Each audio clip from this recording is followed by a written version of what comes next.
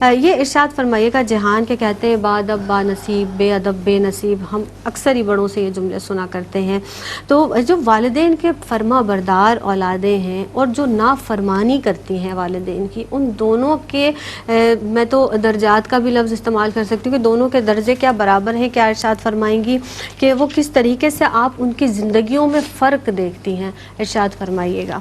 اعوذ باللہ من الشیطان الرجیم، بسم اللہ الرحمن الرحیم۔ رسول اللہ صلی اللہ علیہ وسلم حدیث شریف میں فرما رہے ہیں ما من ذنب اجدر ان يعجل اللہ لصاحبه العقوبہ فی الدنیا ما يدخر فی الآخرہ من البغی وقطیعۃ الرحم، کہ کوئی بھی گناہ ایسا نہیں ہے اللہ تعالیٰ کے نزدیک جس کا کہ دنیا ہی میں اس کو صلہ مل جائے، اور آخرت میں تو ملے گا ہی ملے گا، لیکن سب سے زیادہ اگر اس کا عقاب اور اس کی سزا کی جلدی اللہ تعالیٰ دنیا ہی میں کرتے ہیں، وہ دو چیزیں ہیں، البغی وقطیعۃ الرحم، کہ بد اخلاقی اور قطیعۃ الرحم، قطع الرحم کرنا۔ اور قطع الرحم کی سب سے سر فہرست اگر کوئی حق آتا ہے تو وہ والدین کا ہی آتا ہے، کہ اگر والدین کے ساتھ حسن سلوک نہیں کر رہے تو اس کا جو مکافعہ ہے وہ آپ کو دنیا ہی میں مل جائے گا، اس کی جو عقوبہ ہے، اس کا جو عقاب ہے وہ آپ کو دنیا ہی میں ملے گا۔ اور گاہے بگاہے ہم لوگوں نے اپنی زندگی میں اس چیز کو بہت زیادہ دیکھا ہے۔ رسول اللہ صلی اللہ علیہ وسلم فرما رہے من سرہ ان یمد لہ فی عمرہ ویزاد فی رزقہ فلیبر والدیہ ولیصل رحمہ، کہ اگر کسی کو اس بات کی زیادہ یعنی کہ اس بات کے لیے وہ اس کی چاہت ہے کہ اس کی عمر میں برکت ہو جائے اور اس کے رزق میں بھی برکت ہو جائے، تو پھر اپنے والدین کے ساتھ حسن سلوک کرے اور اپنے ارحام کے ساتھ جو ہے وہ صلہ رحمی کرے، جتنے بھی اس کے رشتہ دار اور اقارب ہیں۔ تو یہ دنیاوی جو دنیا ہی میں اس کے جو ہے وہ آپ کو سارے کے سارے مکافآت مل جاتے ہیں ماں باپ کے ساتھ حسن سلوک کرنے میں۔ اب اس چیز کو دیکھنا ہے کہ آپ ماں باپ کے ساتھ حسن سلوک کر رہے ہیں، محسوس کرنے والی چیزیں ہیں چھوٹی چھوٹی سی۔ ہم اس چیز کو میں اب بات بھی کر رہی ہوں نا اس بارے میں، تو مجھے مطلب ایک تو اپنے بارے میں انسان، ہم یہ نہیں کہہ سکتے کہ ہم بہت زیادہ فرما بردار اولاد تھے یا ہم بہت زیادہ کوئی بالکل پرفیکٹ تھے، ہم سے بھی کہیں نہ کہیں کوئی نہ کوئی غلطیاں ہوتی ہیں۔ اور اگر میں اپنی ہی زندگی کی بات کروں تو چھوٹی سی چیز بھی بہت بڑی ہو کے سامنے آئی ہے اور دیکھا گیا ہے کہ اس طریقے سے ہوتا ہے، تو اس چیز کو بہت زیادہ سوچنے سمجھنے کی ضرورت ہے۔ جیسا کہ انہوں نے بھی کہا کہ اف کہنا تک منع کر دیا گیا ہے، تو اف کیا چیز ہے، اس کا لفظی مطلب کیا ہے؟ ناخن کے نیچے کی جو چھوٹی سی کھال ہوتی ہے وہ اف ہے، مطلب جس کی کوئی اہمیت ہی نہیں ہے، جس کی کوئی ویلیو ہی نہیں ہے، لیکن آپ آرگیومنٹس کی شکل میں دیکھتے ہیں، آپ جو ہے وہ بدتمیزی کی شکل میں دیکھتے ہیں۔ تو اس کا ایک قصہ ہے صحابی کا، علقمہ رضی اللہ عنہ، جب ان کا آخری وقت آتا ہے تو جب علی رضی اللہ عنہ، بلال الحبشی اور عمر بن الخطاب ان کے پاس جا رہے ہیں کہ اب ان کا آخری وقت ہے، تو وہ یہ دیکھ کر بہت زیادہ پریشان اور تشویش میں ہو گئے کہ ان کی زبان پر کلمہ رواں نہیں ہو رہا، تو وہ بہت زیادہ پریشان ہوئے، کوشش کر رہے ہیں لیکن بالکل وہ ہار گئے اس چیز سے۔ تو پھر وہ رسول اللہ صلی اللہ علیہ وسلم کے پاس گئے اور سارا ماجرا بتایا۔ جب رسول اللہ صلی اللہ علیہ وسلم آئے، خود تشریف لائے اور انہوں نے جو ہے وہ دیکھا سارا احوال، تو انہیں پوچھا ان کی ماں ہیں، حیات ہیں، زندہ ہیں؟ تو ان کی ماں کو پھر بلایا گیا، ان سے بیٹھ کے بات چیت کی، اور بات کے دوران رسول اللہ صلی اللہ علیہ وسلم کو اس بات کا اندازہ ہو گیا کہ ان کی جو ماں ہے وہ ان سے ناراض ہیں۔ تو پھر انہوں نے ان کی ماں سے بات کرتے ہوئے اس طریقے سے قسم کھا کے بولا والذی نفسی بیدہ لا ينتفع بالصلاة والصدقہ ما دمت علیہ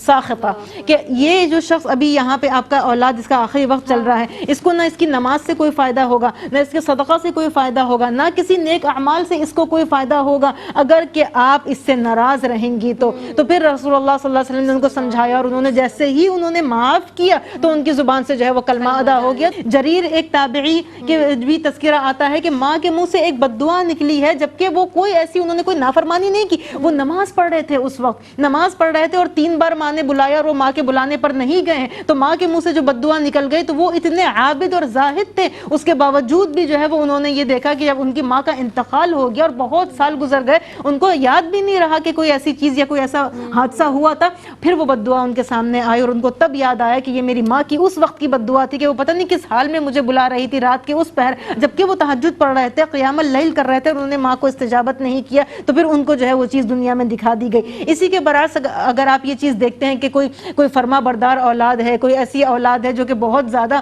ماں باپ کے ساتھ اچھائی کی ہے، تو وہ اچھائی اس کے سامنے بھی آئی ہے، اس کے آگے بھی آئی ہے۔ موسیٰ علیہ السلام کو آپ دیکھ لیں کہ اللہ تعالیٰ سے جب ایک بار کلام ہوا تو وہ اللہ تعالیٰ کے لہجے میں سختی دکھ رہی ہے ان کو، تو ان سے سوال کیا کہ مطلب یہ آج تغیر کیوں ہے؟ تو انہیں بولا آج جو ہاتھ تمہارے لیے اٹھتے تھے دعا کرنے کے لیے، رحمت کے لیے، وہ آج ختم ہو گئے ہیں، تو اس وجہ سے آج میرے لہجے میں سختی ہے۔ تو ظاہر امام حسن البصری جو ہیں وہ ایک تھالی میں اپنی ماں کے ساتھ کھانا نہیں کھا رہے کہ کہیں ایسا نہ ہو کہ اس پر میری ماں کا دل چاہ رہا ہو اور میں سبقت کر کے جو ہے اس چیز کو کھا لوں، تو یہ اس چیز سے بھی جو ہے وہ اس چیز سے بھی اجتناب کر رہے ہیں۔ رسول اللہ صلی اللہ علیہ وسلم 3 بار ہلاکت کا لفظ یوز کر رہے ہیں، رغم انفہ رغم انفہ رغم انفہ، کہ وہ انسان ہلاک ہو گیا بالکل، مطلب اس کی ناک بالکل رگڑ گئی، مطلب ختم ہو گیا وہ انسان۔ کون؟ وہ انسان جس نے کہ اپنے ماں باپ کا بڑھاپا پایا، ایک کا یا 2 میں سے کسی ایک کا، دونوں کا یا کسی ایک کا، اور پھر بھی اس نے جنت کو حاصل نہیں کیا، تو پھر وہ بالکل ہی ہلاک ہو گیا۔ یعنی کہ اگر آپ کو جنت حاصل کرنی ہے تو جو ہے وہ آپ کو سب سے پہلے اپنی ماں کی فرما برداری کرنی ہے۔ شب قدر بھی اس انسان کی مقبول نہیں ہے جس سے کہ اس کے ماں باپ ناراض ہیں، تو پہلے اپنے ماں باپ کو راضی کریں، اس کے بعد عبادات کریں۔ اور ہماری تعلیمات یا ہمیں حکم تو یہ ہے کہ جب آپ کے والدین اس اسٹیج پر ہوں کہ اگر وہ بیڈ پر ہوں، آپ نے ان کے کپڑے چینج کرنے ہیں، تو آپ ان کے کپڑے چینج کرتے ہوئے یا کوئی بھی ایسی نجاست صاف کرتے ہوئے کپڑا بھی اپنی ناک پر نہ رکھیں، یعنی اپنے آپ کو یہ اپنے فیس ایکسپریشن سے بھی یہ نہ بتائیں کہ آپ کو کوئی اسمیل آ رہی ہے۔ تو کتنی تکلیف ہوگی اس وقت آپ کے والدین کو اگر آپ اس طرح سے کوئی کام کریں کہ جس طرح آپ کے فیس ایکسپریشن سے یہ بات معلوم ہو کہ آپ کو کچھ ناگواریت کا احساس ہو رہا ہے۔ اس وقت یہ ضرور سوچیں کہ جب آپ چھوٹے سے تھے آپ کے والدین نے آپ کے کیسے، اور آپ اسی اسٹیج سے گزر کے اتنے بڑے ہوئے، کیسے بڑے ہوئے؟ خود بخود تو بڑے نہیں ہو گئے نا۔ تو یہ وہ لمحات ہیں جس وقت آپ اپنے والدین کو اب کا بڑھاپا پائیں، والدین کو بوڑھا دیکھیں، والدین کو ضعیف دیکھیں، ان کی بینائی کو کمزور دیکھیں، ان کی ٹانگوں کو لرزتا دیکھیں، ان کے لبوں سے پورے الفاظ جاری نہ ہوں، تو اپنا بچپن ضرور یاد کر لیں کہ سیم یہی کنڈیشن آپ کی اس وقت تھی جب آپ پیدا ہوئے، جب آپ چھوٹے تھے۔